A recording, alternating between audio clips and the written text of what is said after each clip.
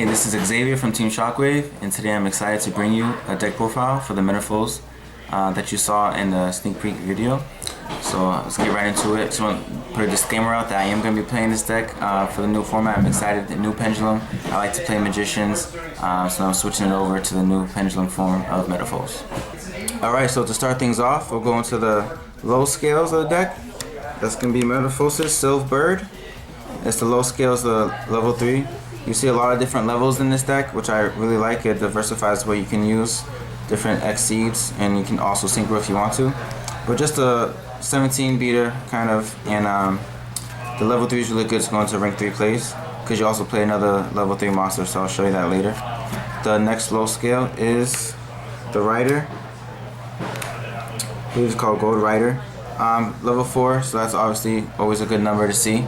A lot of rank 4s right now. So they're all vanilla, and they all have the same effect of popping a face-up card on the field to set a Metalfoe spell or trap from your deck.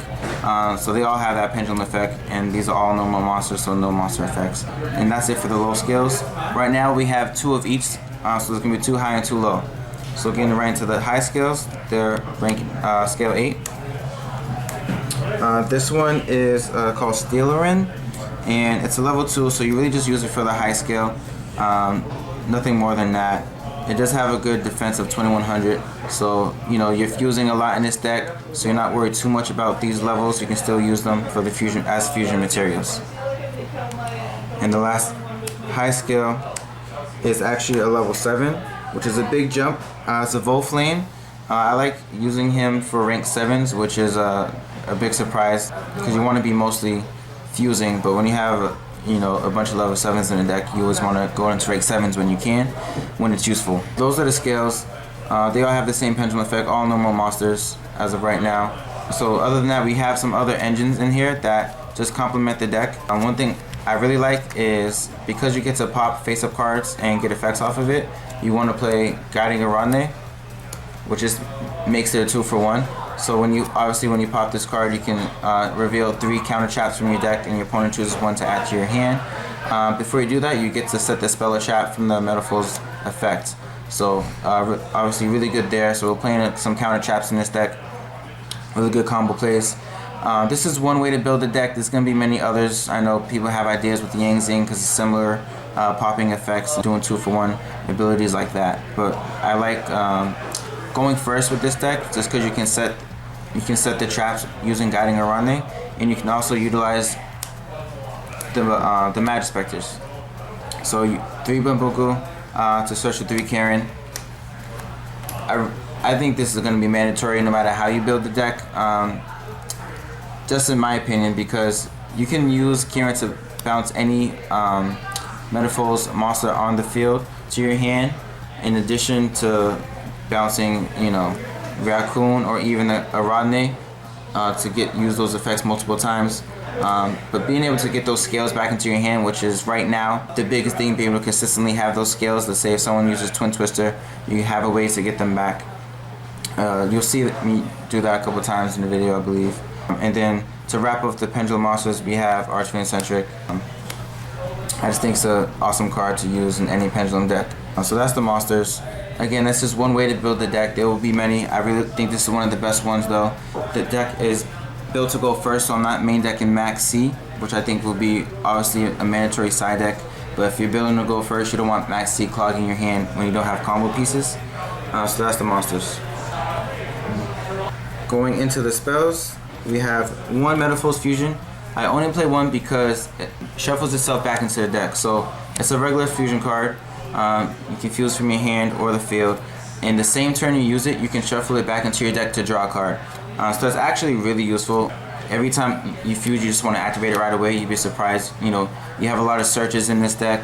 You just get combo pieces that way, and that's why you only need to play 1, because you can set it from your deck, even the same turn if you want to.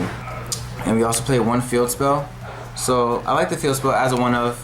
It boosts all the monsters' attack by 300, and while you control Metalfoe's card in the scale, your Metalfoe's monsters, that's not the non-effect monsters on the field, can't be affected by your opponent's card effects. So that's really good. Just give me good protection there. And then those are the only Metalfoe spells we play. But then we have a few searches in the deck. We have 2 Painful Decision. Anything 4 or lower you can search your scales, and then there's even cards. There's ways to get scales from the graveyard back to your hand or onto the field with the fusion monsters. So obviously a standard staple in this deck. And then another searcher that's really good is Emergency Teleport, because they're all psychic, and so you have a bunch of low level psychic monsters. We have the level 3 and the level 2. That's already 6 targets right there because you're playing 3 of everything. So really good. Again, you can use this to get one of your scales onto the field. Let's say you already have a Kieran, you don't want the monster to be banished, and you can't fuse for whatever reason, you can bounce it to your hand. So there's a lot of versatility in this card. Play 1 Upstart and 2 MST. So 4 MST if you include the Archfiend Cetric. I think it's just needed. You don't want to get your play stopped by any means. So that's it for the spells. Alright, to start off the traps, we're going to play 1 Metalfoe's Combination. This card's really good. When you fusion summon, you are able to summon a Metalfoe's monster from your graveyard whose level is less than that fusion monster's level. So really good. Again, if you're sending monsters with Painful Decision, it's a way to get it back. Also, when this card is sent from the field to the graveyard, you are able to add a Metalfoe's monster from your deck to your hand. So really good versatility. These cards have, both the traps have multiple effects, so it's really good for that reason. And it's a continuous, so you can pop it with one of your own Metalfoe's scales and get the effect, and then also get the effect from the trap to add a Metalfoe's card to your hand. And we play 2 of the Metalfoe's Counter. I really like this card. I played 2. And also you're playing low numbers of these cards because you can search them from the deck, obviously, and just set them straight from the deck, so you don't have to draw too many of them. I played 2 of these because it has a banish effect and you want to see this card multiple times. When a card you control is destroyed by battle or card effect, you're able to special summon 1 Metalfoe monster from your deck. So it's a special summon from the deck, and you can do this. It doesn't have to be destroyed by your opponent's card effect. You can get this off when you use your own Metalfoe scale effect. So again, really good combos. And also during either player's turn, when this card is in the graveyard, you can actually banish it to add 1 face-up Metalfoe's Pendulum monster from your extra deck to your hand.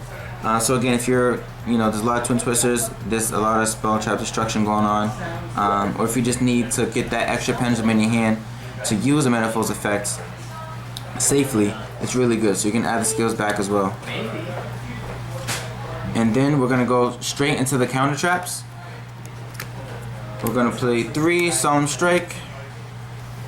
If you're playing the Rod, I think you need to play 3 Strike, 1 Warning, and then also 1 Scolding. Scolding is kind of questionable. It is possible to use it. You are setting a bunch of cards from the deck, but you're going to want to use those right away anyways. So this is not a bad card. Now for the fusion monsters.